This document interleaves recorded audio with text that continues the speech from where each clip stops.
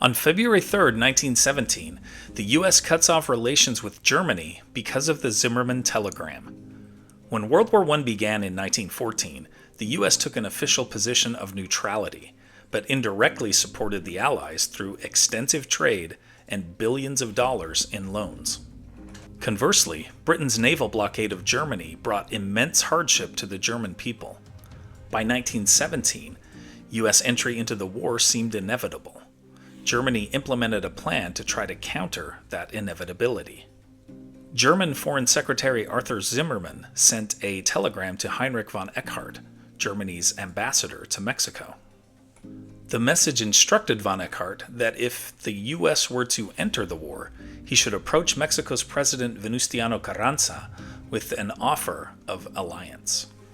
Germany would provide weapons and money for Mexico to attack the United States in order to reacquire land lost in the Mexican-American War back in 1848.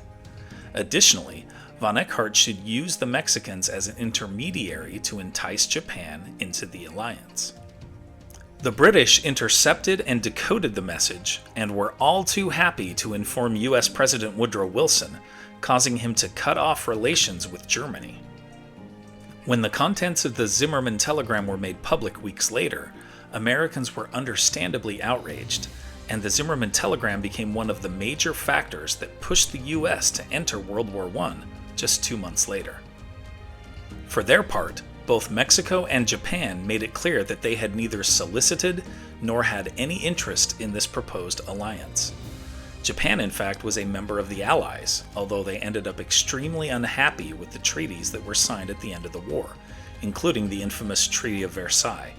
Japan felt slighted in the negotiations and were offended at the rejection of a racial equality clause.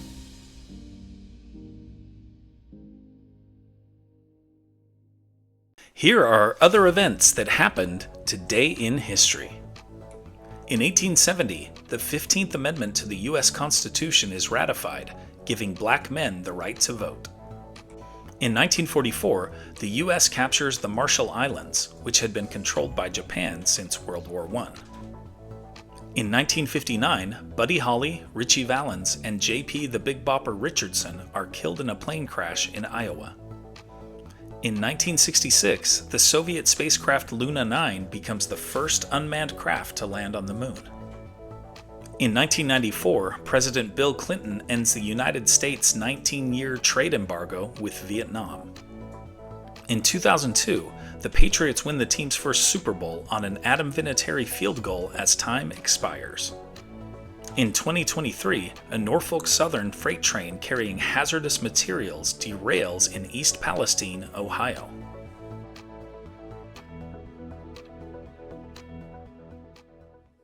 And now, it's time for our Today in History quiz.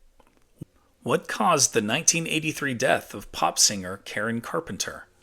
Lupus, diabetes, AIDS, or anorexia?